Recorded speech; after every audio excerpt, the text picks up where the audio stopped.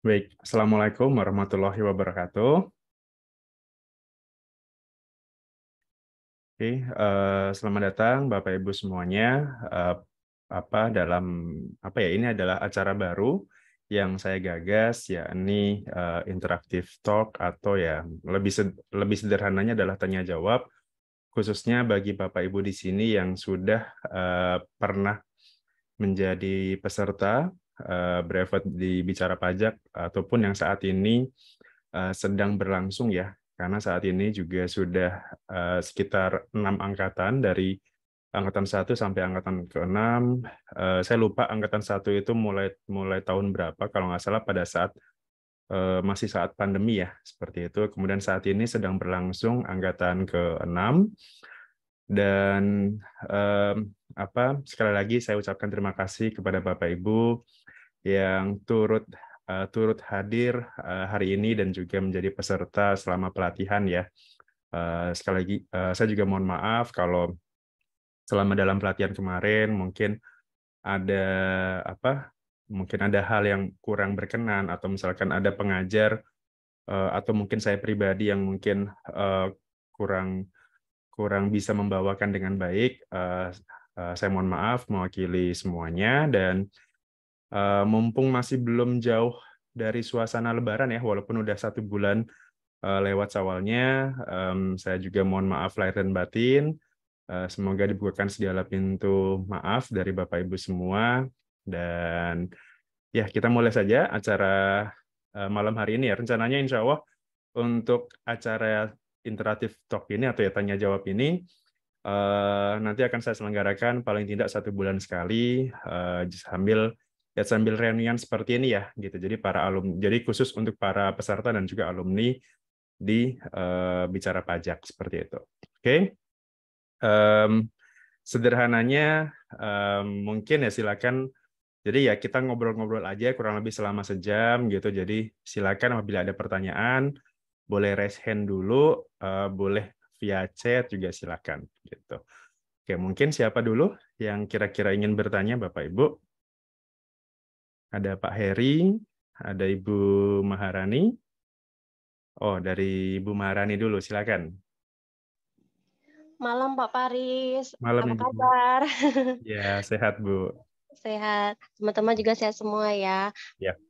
Ini Pak, saya mau bertanya, kan PP 23 saya sudah mau selesai akhir tahun ini ya Pak. Jadi Mhm. persiapan untuk pasal 17 ya Pak, kalau nggak salah ya, kalau badan ya, PT. Iya, pasal 17 untuk PPh Badan. Mhm. Iya, boleh dijelaskan sedikit nggak Pak? Biar saya tidak kaget, nanti saya udah lupa lagi soalnya. Misalnya pendapatan sebulan 500 juta begitu Pak. Oke, Jadi omset sendiri kira-kira setahun berapa untuk sampai dengan saat ini? kalau saat ini 1 miliaran lah Pak. Satu Jadi miliaran. iya, tapi kan akhir tahun ini nanti sudah habis Pak ininya PP 23-nya. 2023 ya. Iya Berarti ini Pak. bentuknya CV atau PT? PT Pak, sudah PT kan dari PT. awal sudah PT. Berarti 3 tahunan ya, berarti ya Iya Pak. sudah selama Sudah iya. 3 tahun. Oke, sederhananya berarti kan tahun ini terakhir, jadi Ibu nanti sampai dengan Desember nanti, Ibu masih silakan gunakan eh, pajak yang 0,5% itu. Jadi misalkan Ibu bergerak dalam bidang perdagangan, misalkan ya sudah sampai nanti Desember 2023 ini kita input saja kira-kira omset Ibu berapa per bulan, kemudian silakan bayarkan 0,5% di bulan berikutnya. Ingat ya, yang pemotongan atau yang PTKP istilahnya PTKP batasan yang 500 juta itu terbatas pada orang pribadi saja. Jadi kalau badan itu tidak dapat pengurang 500 gitu. Artinya jumlah omset berapapun setiap bulan yaitu ya harus dikalikan 0,5% sampai nanti Desember. Nah, kemudian nanti di 2024 mau nggak mau Ibu kan harus istilahnya mulai menghitung PPh badan yang seperti biasa. Nah, cuman kemarin juga sempat saya bahas kewajiban apa saja nanti di 2024.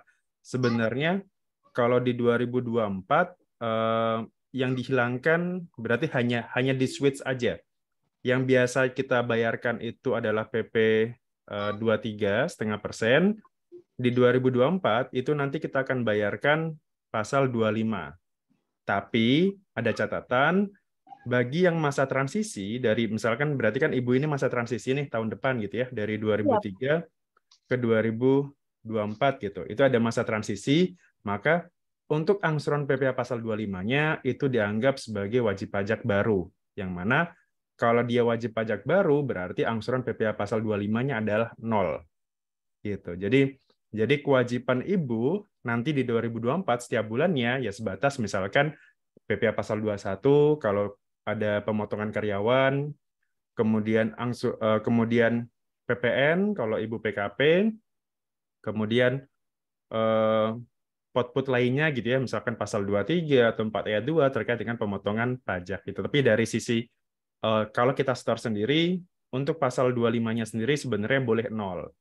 Tapi yang sering ditanyakan juga, Pak, boleh nggak saya nyicil dulu gitu ya, paling tidak senilai dengan yang biasa saya bayarkan setiap bulan gitu ya, sama dengan PP 23. Misalkan setiap bulannya saat ini Ibu rata-rata pembayaran pajaknya katakanlah ya 100.000 misalkan setiap bulan.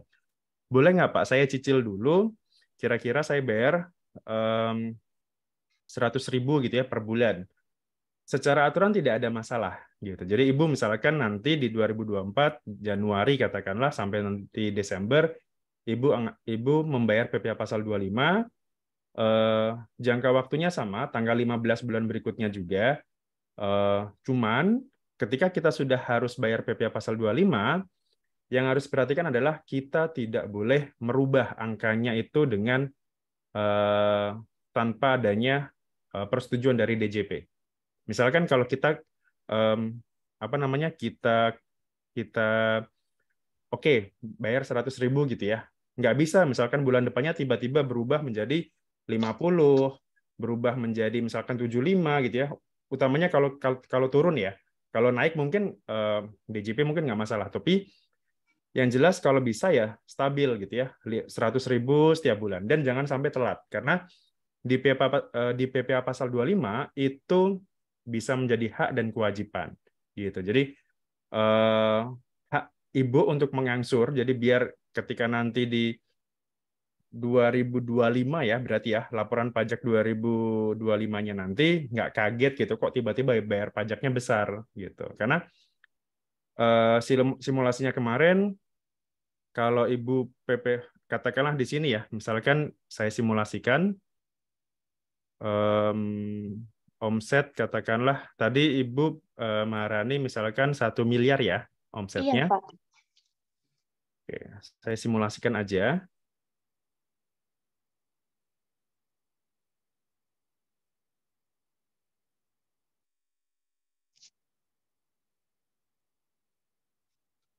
Misalkan ini 2023 nih. Kemudian Januari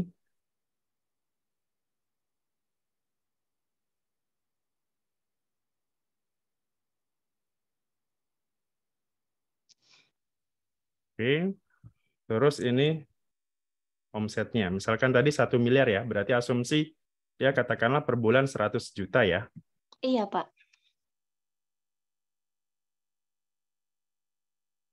Oke, misalkan omsetnya 100 juta.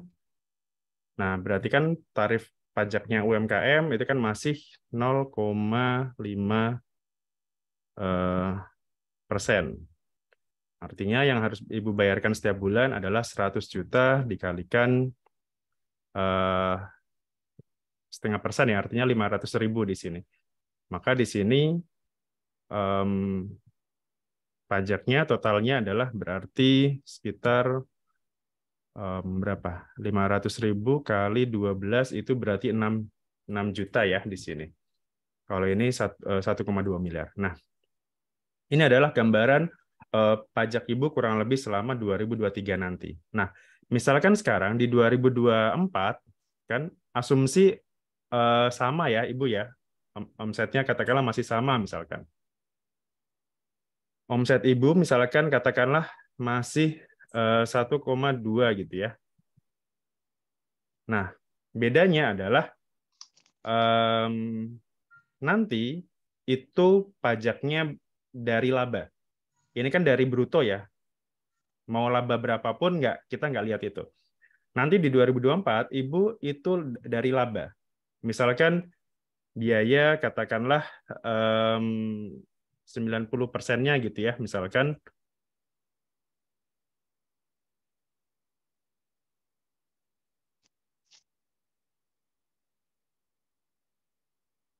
Nah, berarti anggap aja laba bersihnya itu berarti sekitar segini. Nah, anggap aja laba bersihnya 120 juta ya. Kita anggap aja seperti itu. Nah, pajaknya berapa? PPh-nya.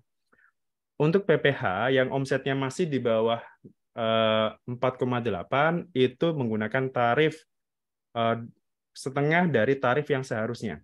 Tarif PPh badan untuk tahun 2024 nanti ya kalau tidak ada perubahan itu kan masih 22%.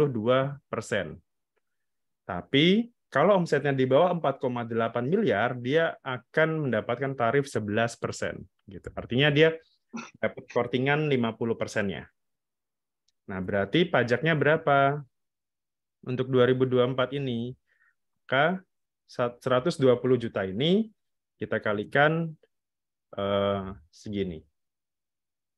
11% ya. Nah, jadi kan ada lumayan nih sebenarnya. Jadi ya mau nggak mau memang Ibu akan harus menyiapkan dana yang lebih besar tahun depan ya. Karena secara hitung-hitungan memang UMKM itu relatif lebih kecil pajaknya dibandingkan kalau misalkan kita menggunakan PPh badan gitu. Tapi ya tadi ya dengan catatan asumsi margin keuntungan kita adalah sebesar 10%.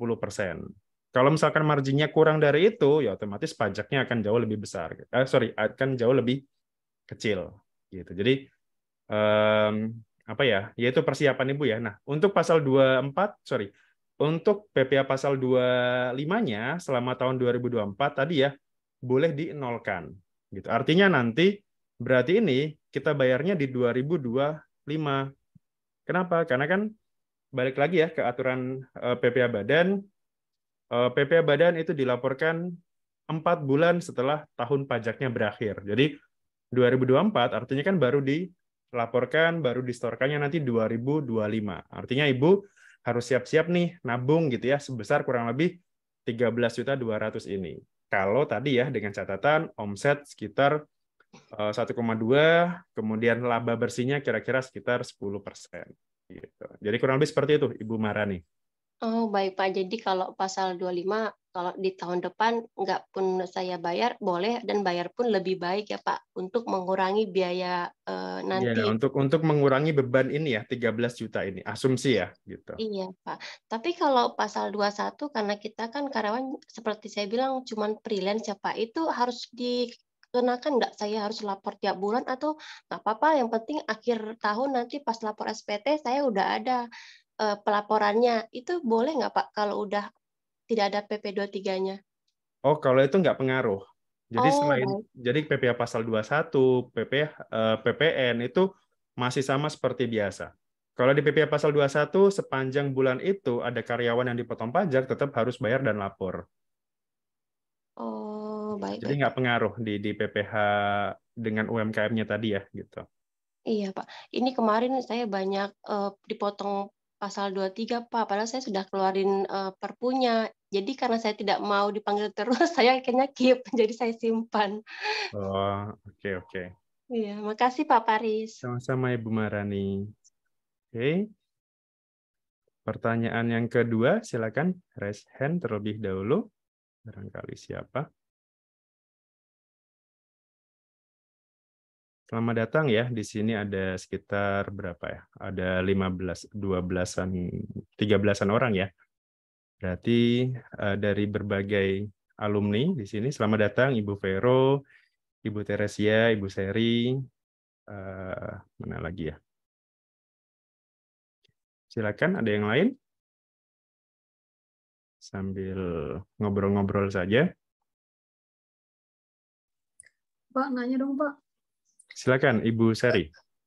Kalau yayasan perlu bayar PPh badan nggak sih? Gimana sih? Enggak ya Pak ya? PPh badan tergantung dia nirlaba atau tidak. Nirlaba sih. nirlaba pun juga ada ketentuannya ya. Jadi sepanjang nirlaba tadi, yayasan nirlaba, kan biasanya kalau nirlaba pun juga pasti dia dapat dana bantuan kan biasanya ya. Iya, ya. Biasanya dapat Nah, bantuan gitu.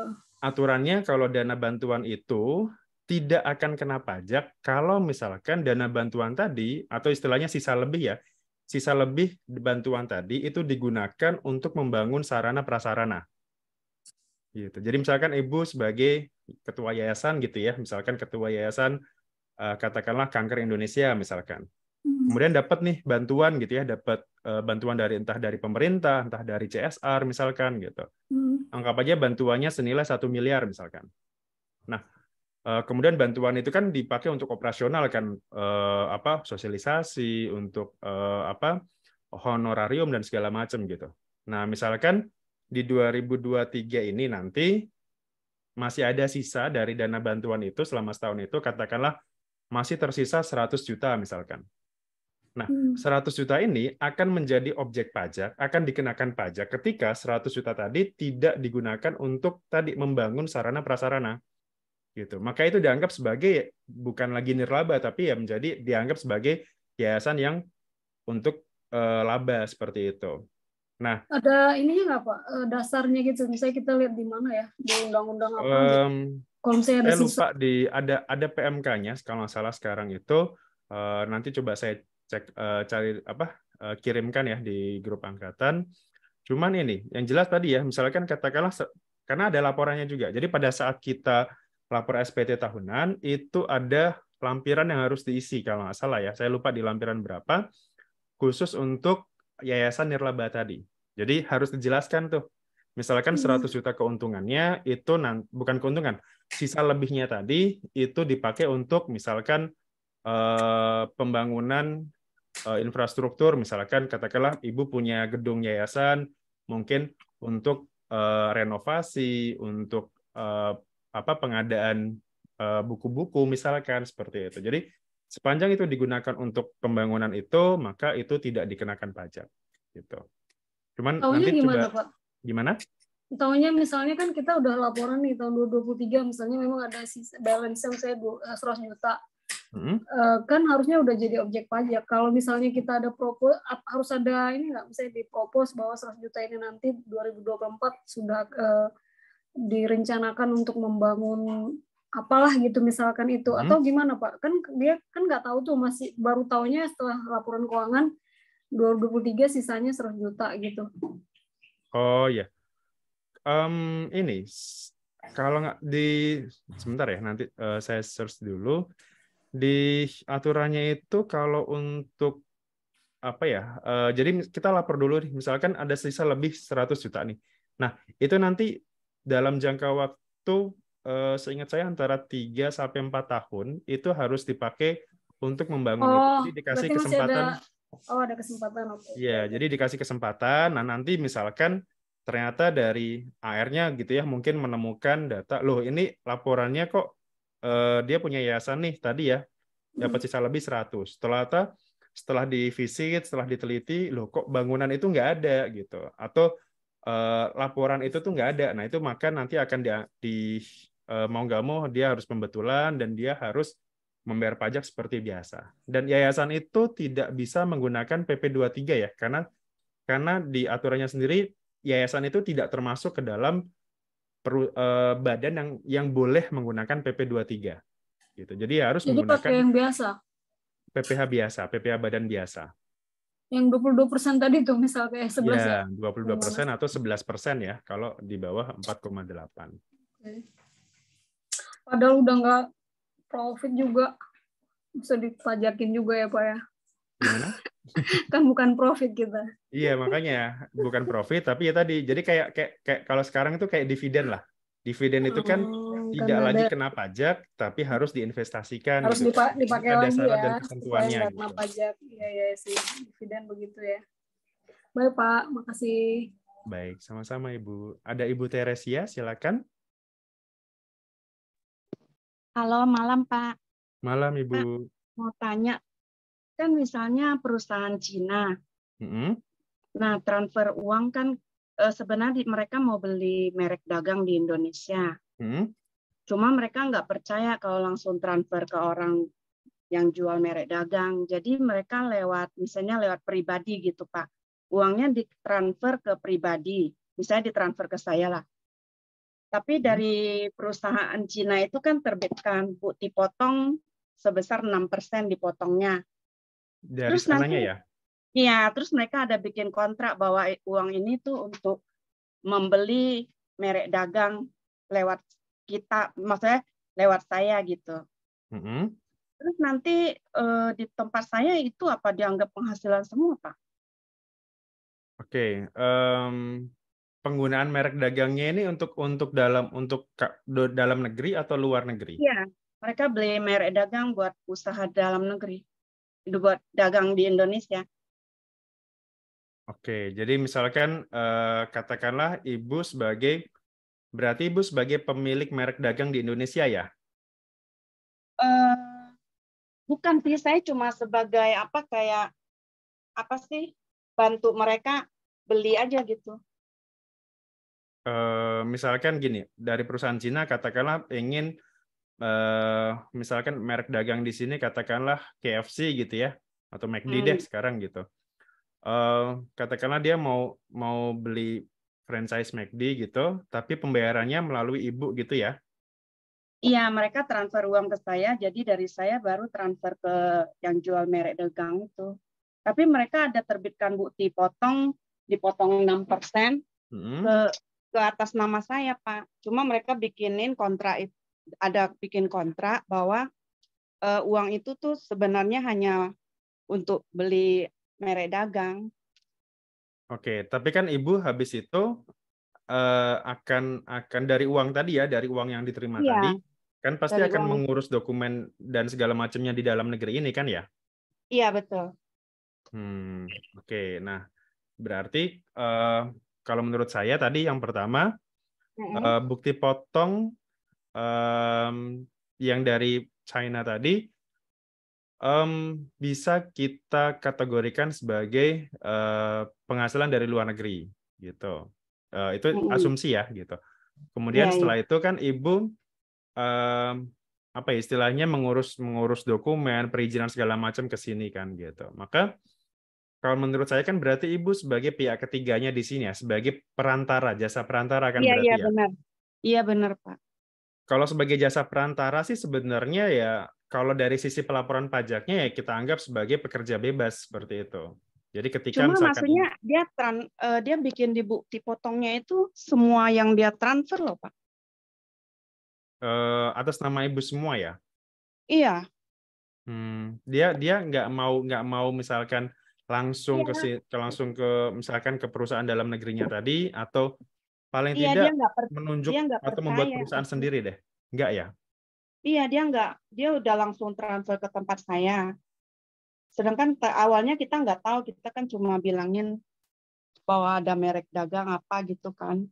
Cuma mereka langsung tiba-tiba udah transfer ke tempat saya gitu. Terus mereka buatin bukti potong atas nama saya.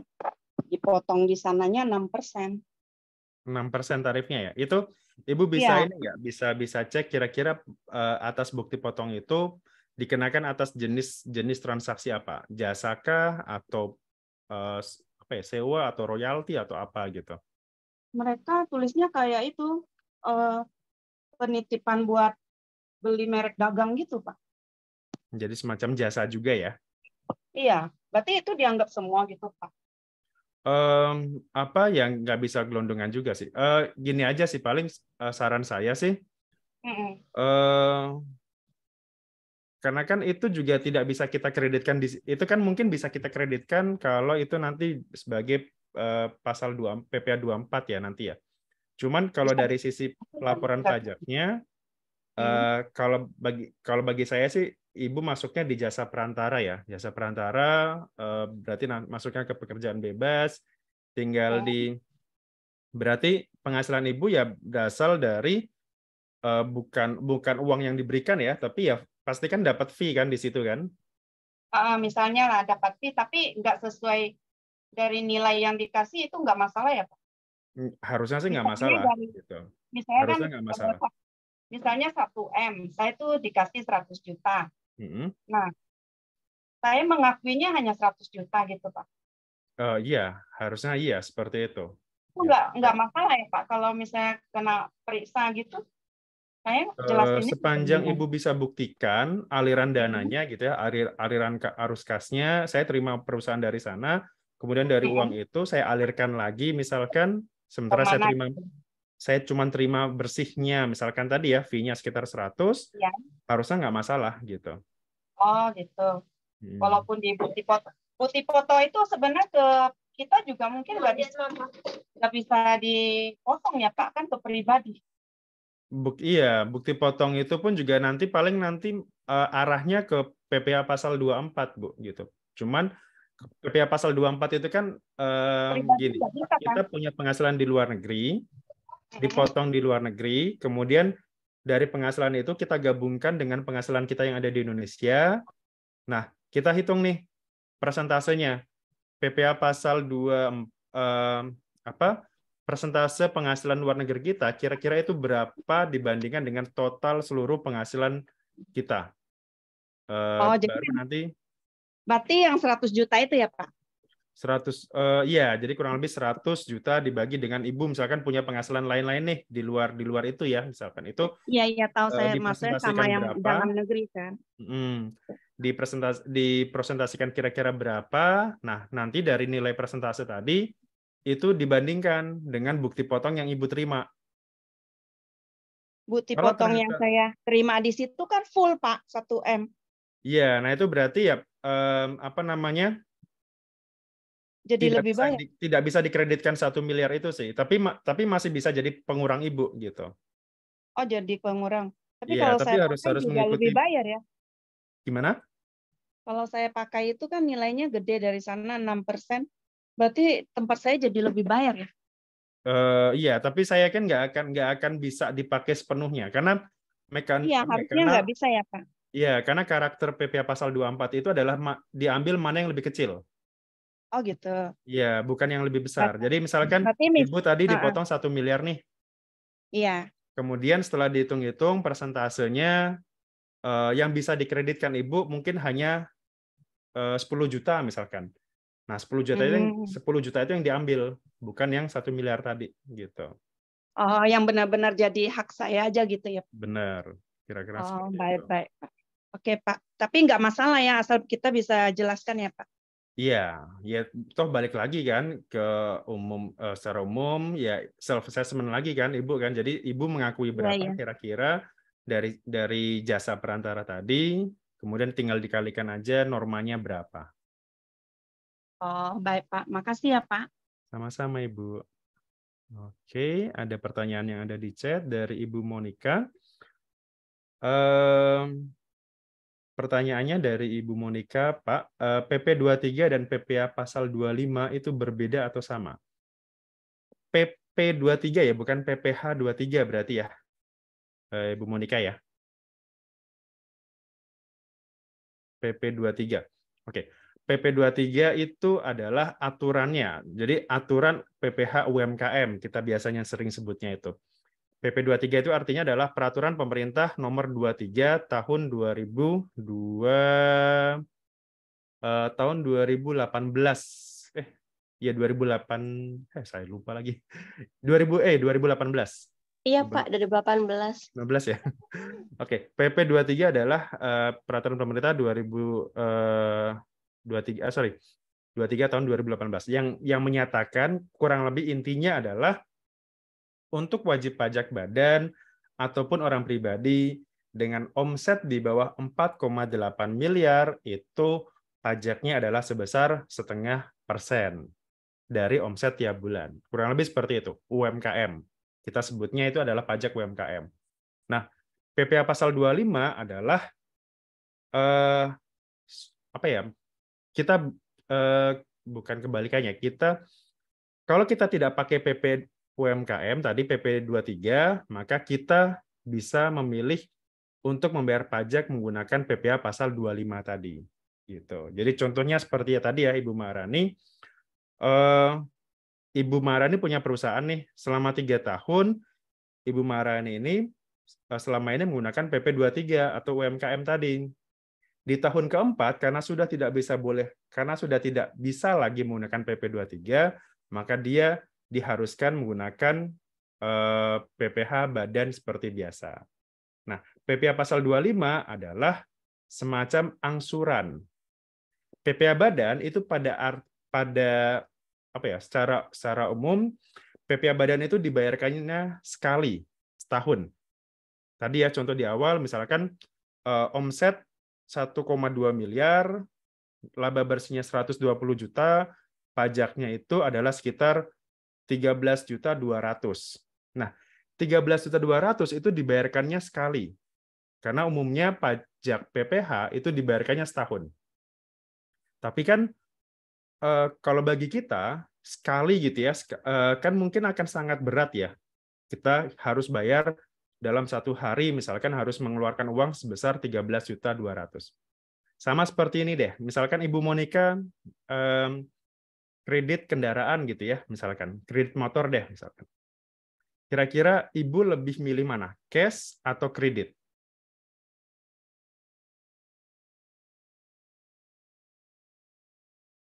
Atau mungkin yang lain gitu ya, kalau misalkan Ibu. Kira-kira kalau misalkan cash flow kita tidak terlalu besar, kira-kira kita lebih memilih kredit atau cash bayarnya? Kredit. Nah, PPh pasal 25 itu adalah kebalikan dari kalau kita kredit motor. Kalau kredit motor itu kan biasanya kita bayar uang mukanya dulu, sisanya kita kredit gitu kan. Biasanya seperti itu. Nah, kalau PPh pasal 25 atau angsuran pasal 25 itu adalah kita ngangsur dulu, kayak tadi ya contohnya 100.000 per bulan gitu, kita ngangsur dulu. Setelah kita angsur 100.000 per bulan, dapatlah angka katakanlah setahun itu berarti 1,2 juta. Dengan 1,2 juta kita sudah mengangsur, maka sisanya misalkan dari 13 juta tadi ya, berarti tinggal kita lunasi sisanya.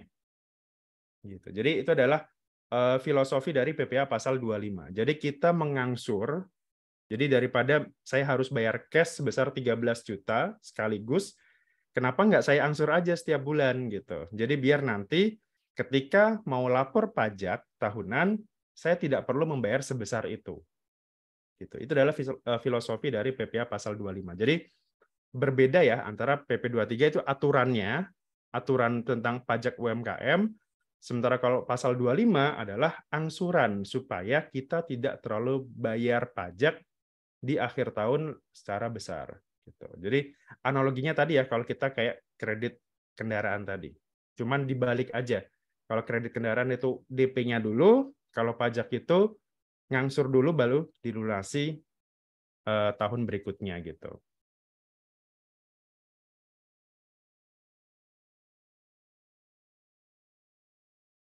Oke, sama-sama Ibu Monica, silakan, masih ada sekitar setengah jam lagi. Ada yang mau ditanyakan lagi, silakan. Kita sambil ngobrol-ngobrol.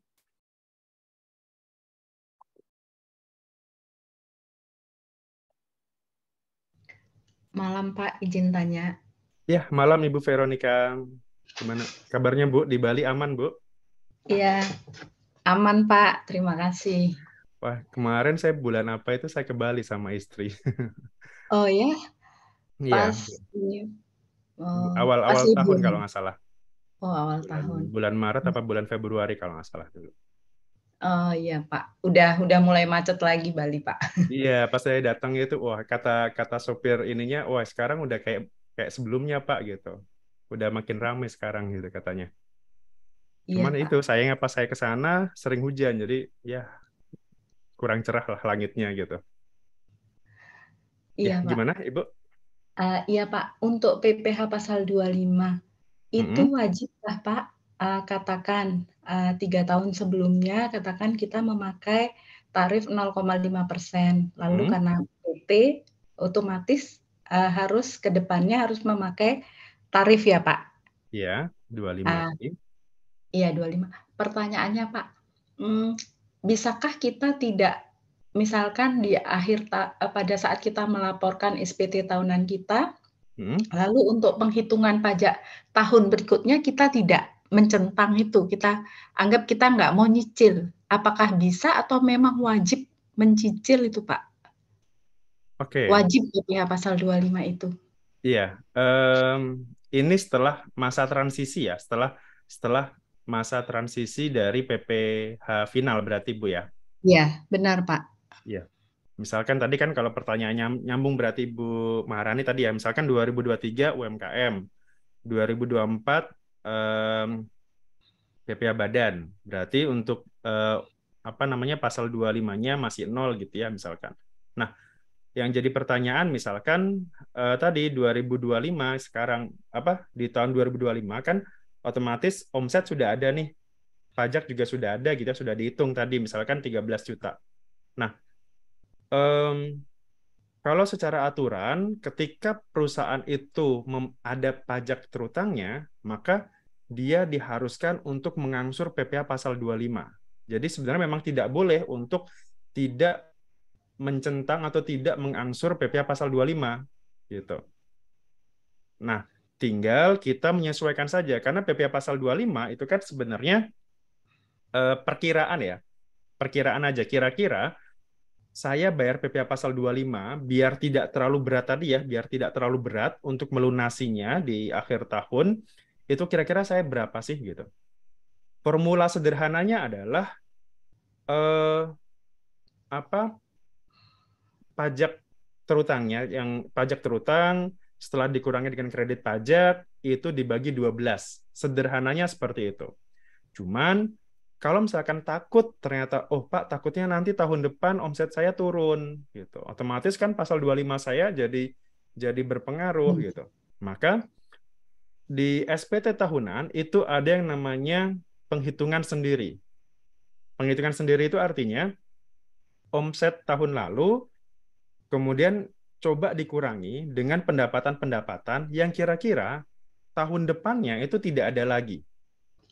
Misalkan gini, omset Ibu misalkan tadi ya, katakanlah 2024 itu omsetnya adalah 1,2 miliar.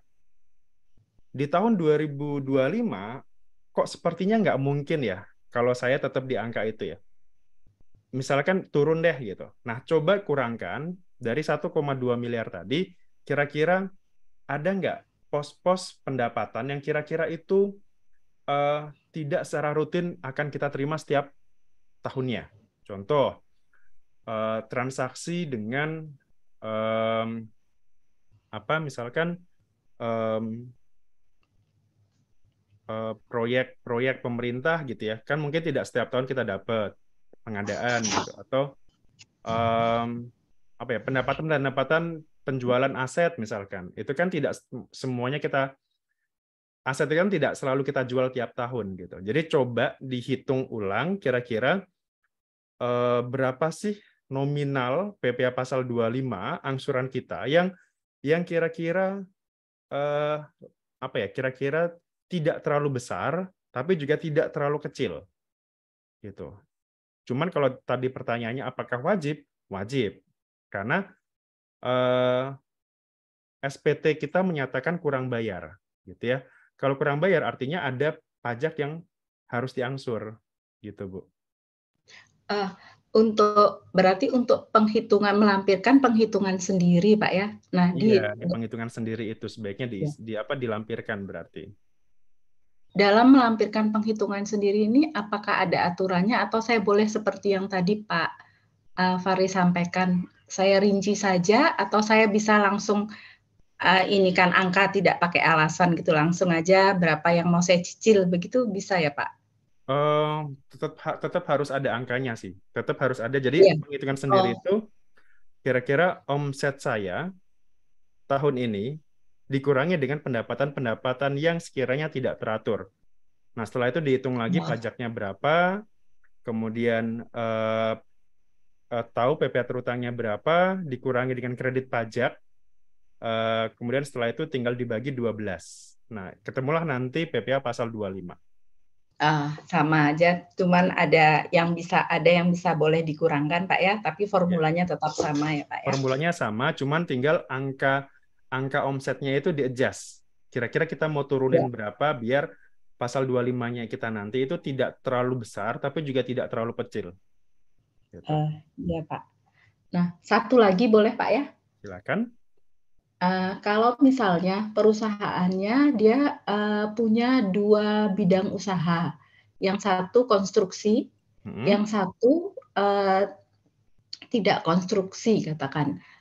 Dia yang satu misalnya dia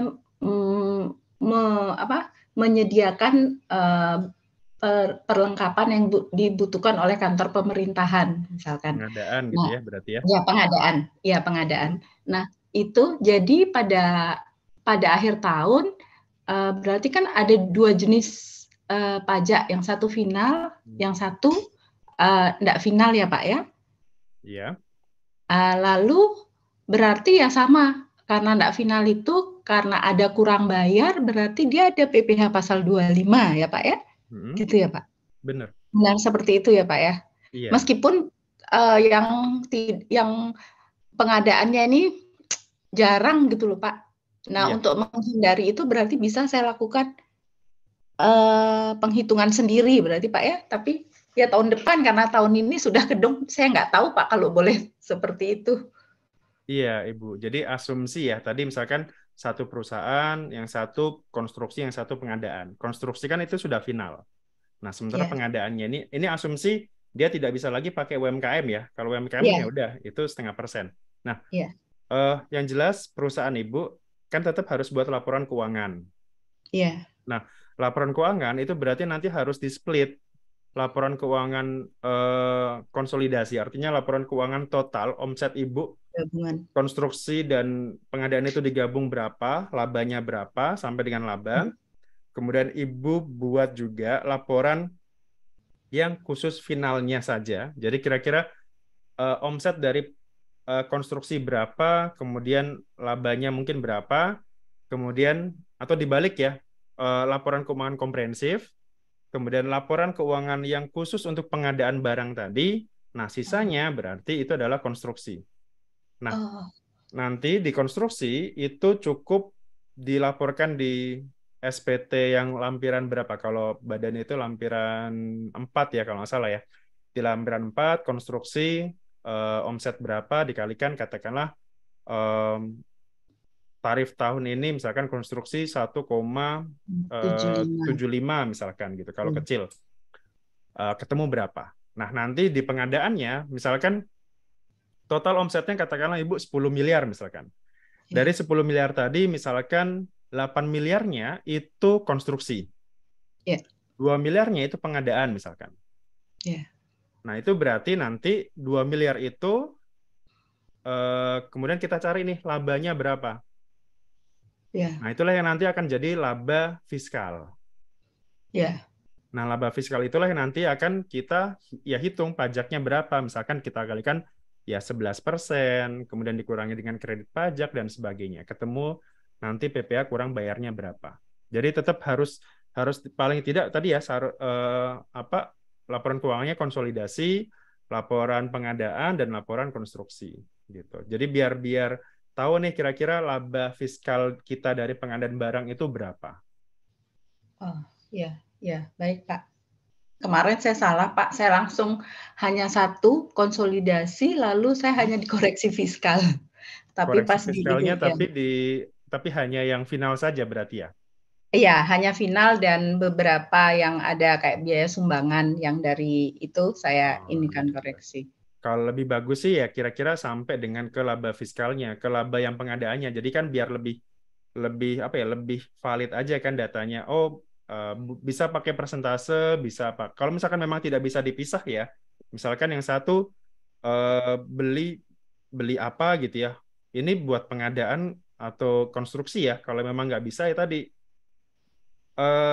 persentase aja. Misalkan tadi ya dari 10 miliar 80%-nya konstruksi misalkan. Ya udah berarti asumsi berarti labanya ya berarti untuk yang persentase untuk yang pengadaan berarti hanya 20% misalkan gitu. Jadi kalau bisa sih ya sampai ke laba fiskal.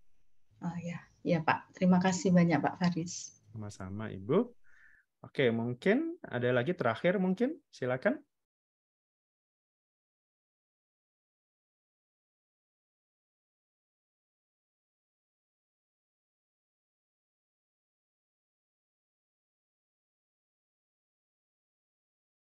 Silakan, ada lagi Pak Heri mungkin? Atau Ibu Maharani lagi? Ya deh Pak, saya nanya lagi deh daripada sayang waktunya kebuang. Silakan Bu. Pak, berarti kalau yang PPh badan itu sama aja setiap bulan saya juga harus nyetor ya Pak ya. Tadi kan kalau yang PPh Pinel kan saya misalnya penghasilan sebulan 100 juta, itu tetap kali 0,5%. Iya. Pada saat nanti tahun 2024, misalnya saya pendapatan 100 juta, itu berarti langsung saya kali 11%, itulah yang saya bayarkan langsung ya Pak ya? Oh jangan, enggak. Oh, enggak begitu ya? Enggak. Kalau 11% tinggi banget berarti Ibu. Enggak. Jadi apa nanti 11% itu dari labanya, bukan dari brutonya. Oh, labanya baik-baik Pak. Jadi Ibu harus tahu dulu laba perusahaannya berapa. Gitu. Baru nanti dari laba itu dikalikan tarif pajak, ketemu mungkin ada kredit-kredit pajaknya, pasal 22 atau pasal 23. Nah, baru nanti ketemu PPh kurang bayarnya. Nah, dari situ tinggal kita bagi Ibu 12 bulan itu kira-kira berapa hasilnya. Itu yang Ibu harus setorkan tiap bulan. Oh iya Pak. Enggak, maksud saya kalau per bulannya itu yang batas waktunya tanggal 15 itu kalau di UMKM kan 0,5% kan tiap bulan dari laba bruto Pak ya. Berarti kalau yang nanti udah PPh badan kan dikurangin penghasilan neto dulu ya, laba bersihnya dikali kan Pak. Itu juga tetap Pak ya. Tiap bulan harus saya bayarkan kan Pak ya. Maksud saya Iya. seperti itu. Iya, Oh, benar. oke. Kirain Jadi saya misalkan ini ya, katakanlah Ibu pajak 2024-nya itu adalah 13 juta tadi ya, misalkan. Nah, misal berarti PPh pasal 25 untuk tahun 2025 ya, misalkan, maka ini asumsi aja dibagi 12 misalkan. Nah, misalkan ini ya, PPh pasal 25 tahun 2025, Ibu. Nah, berarti nanti Januari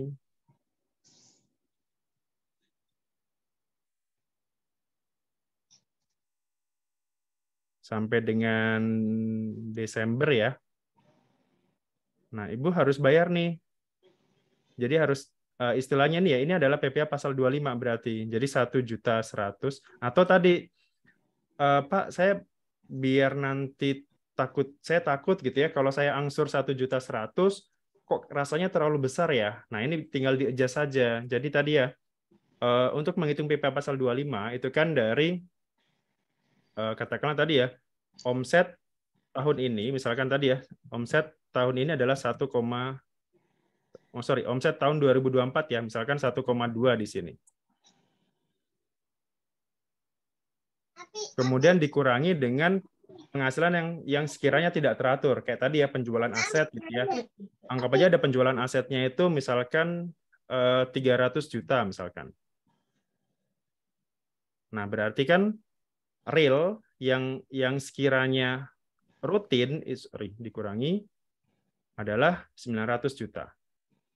900 juta kemudian asumsinya misalkan labanya itu hanya katakanlah 8% misalkan.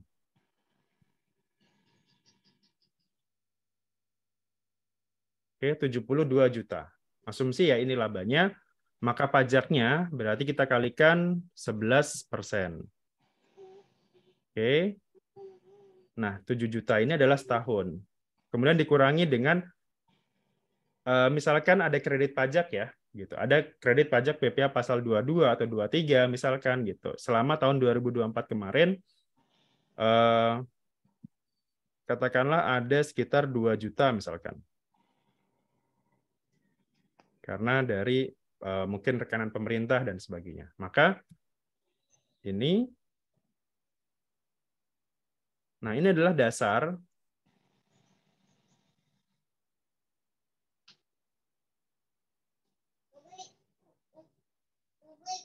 untuk tahun 2025. Berarti berapa angsuran tiap bulannya? Berarti ini dibagi 12. Nah, berarti asumsi berarti Januari bukan Januari ya. Misalkan lapornya itu April lah ya, misalkan Kan SPT badan itu kan baru dilaporkannya maksimal April ya misalkan. Nah, bagaimana untuk yang Januari, Februari, Maret, Pak? Tadi ya, karena ini adalah apa istilahnya masa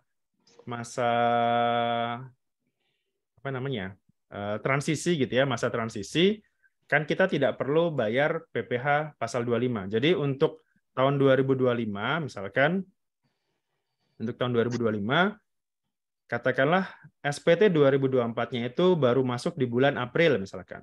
Maka Januari angsurannya masih 0, Februari masih 0, Maret masih 0. Ketika April juga masih 0 ya, misalkan April itu sudah masuk. Nah, April itu kita sudah menggunakan yang angsuran tahun berikutnya ini. Gitu. Jadi asumsinya sampai nanti Desember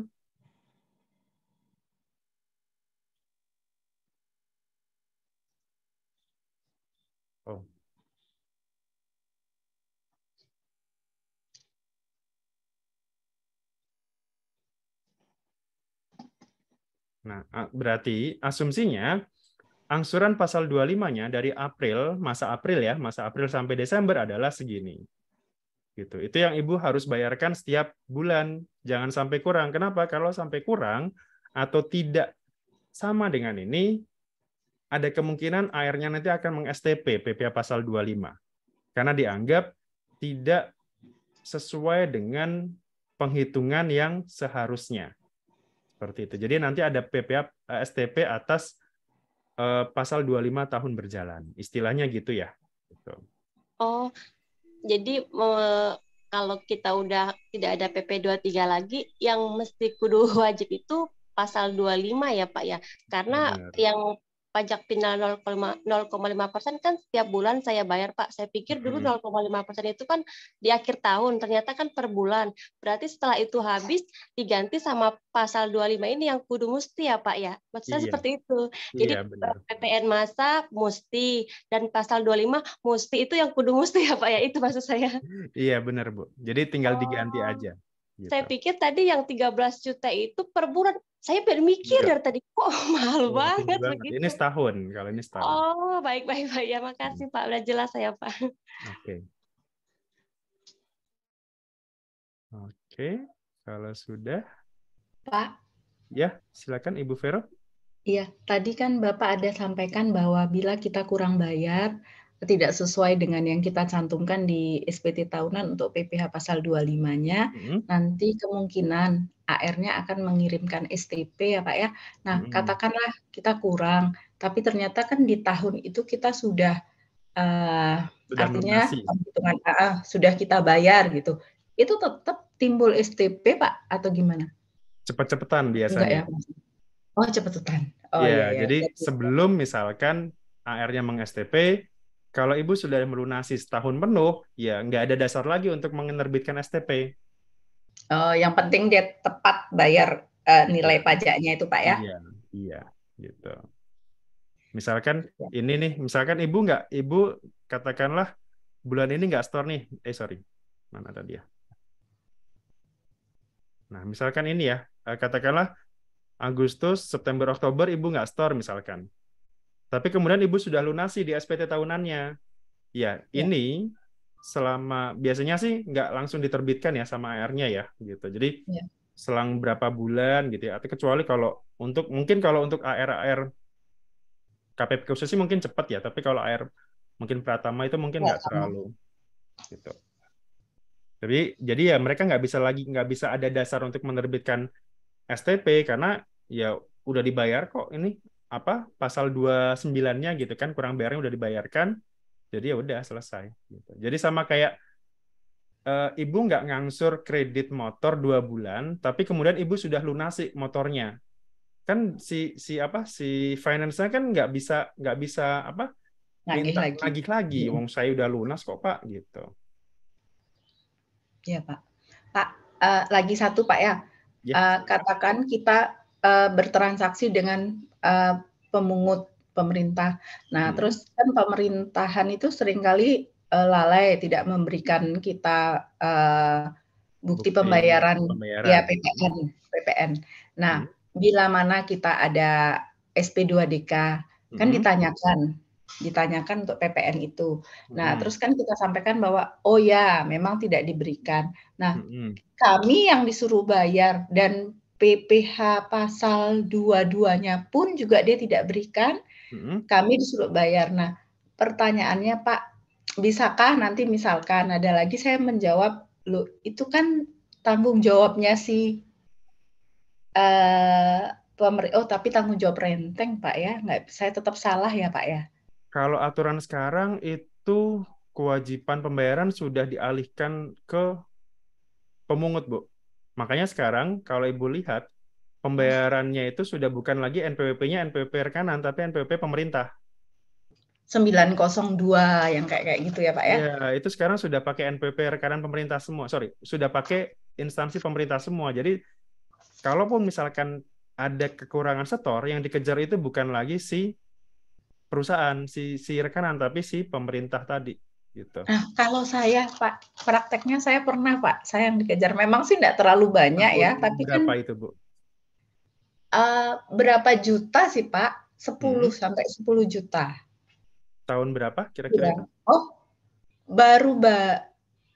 Itu SP2DK tahun 2018 Pak. Oh, udah lama. Iya, karena aturan itu berlaku sejak 2022 kalau nggak salah.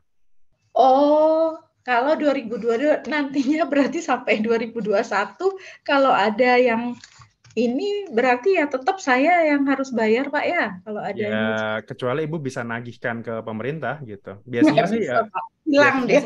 Minta itu minta suratnya itu kan. Ini kami dapat surat dari pajak nih.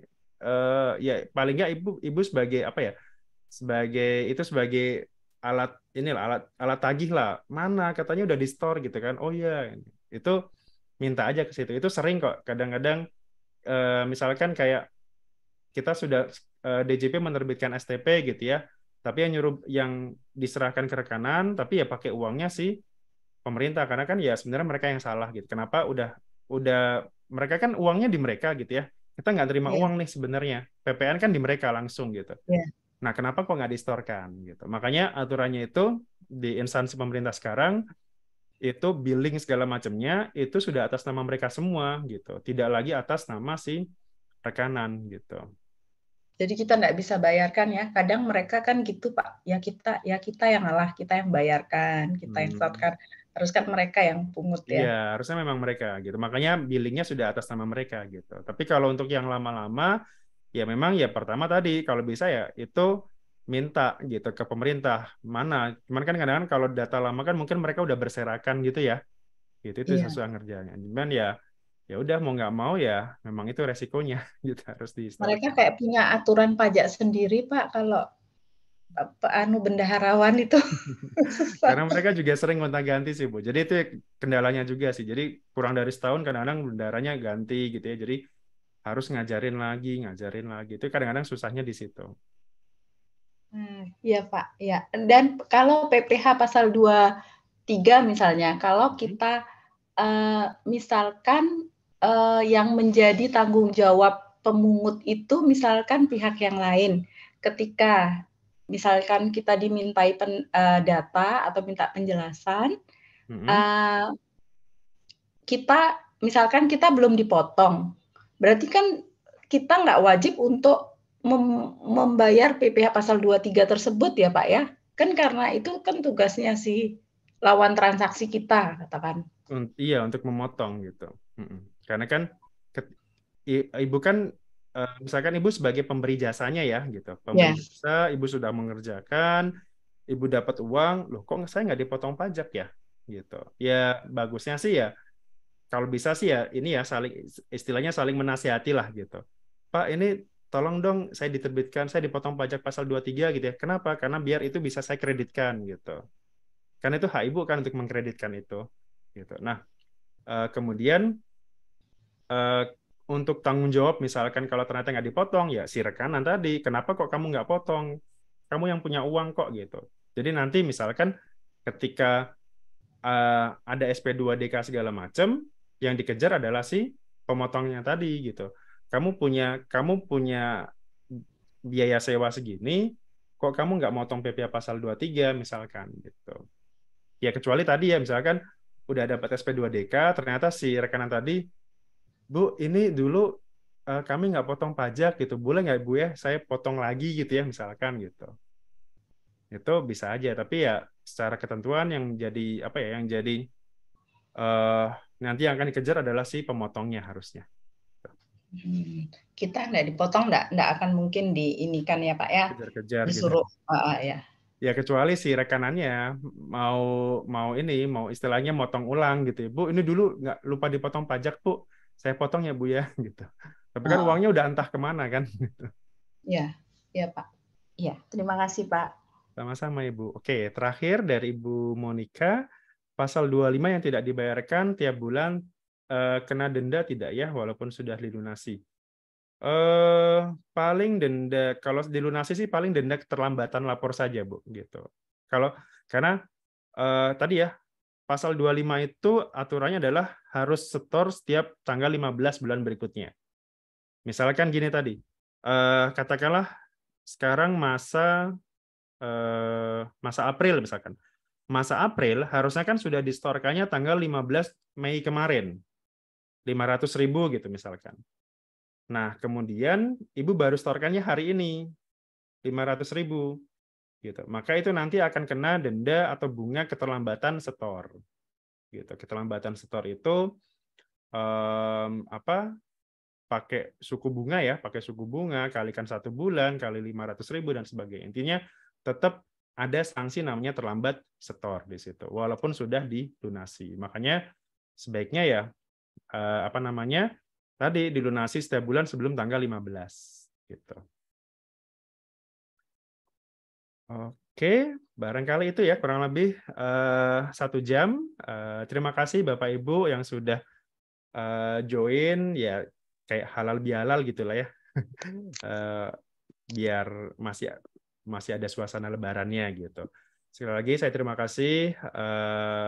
Ini adalah acara perdana gitu ya. Nanti insya Allah saya akan coba buat semacam ini lagi, tanya jawab seperti ini khusus untuk para peserta dan juga alumni Brevet di Bicara Pajak, biar paling tidak saya masih ada tidak terlalu merasa bersalah juga gitu ya kalau misalkan ada pertanyaan di grup tapi lupa saya jawab misalkan gitu, atau di kelas misalkan saya lupa jawab dan sebagainya. Jadi paling tidak mengurangi rasa bersalah saya juga seperti itu. Oke, selamat liburan buat besok, dan minggu depan juga sepertinya ada libur panjang, jadi selamat long weekend juga. Selamat istirahat Bapak Ibu semuanya, semoga kita selalu sehat, dilancarkan rezekinya juga ya, jadi biar bayar pajaknya makin lancar gitu. Amin. Oke, terima kasih. Selamat malam Bapak Ibu semuanya. Insya Allah nanti setelah ini akan saya upload ya. Gitu. Selamat malam. Malam Bapak Ibu. Selamat malam. Terima kasih Pak Faris. Selamat malam Pak Faris. Ya. Assalamualaikum. Waalaikumsalam Pak Eri.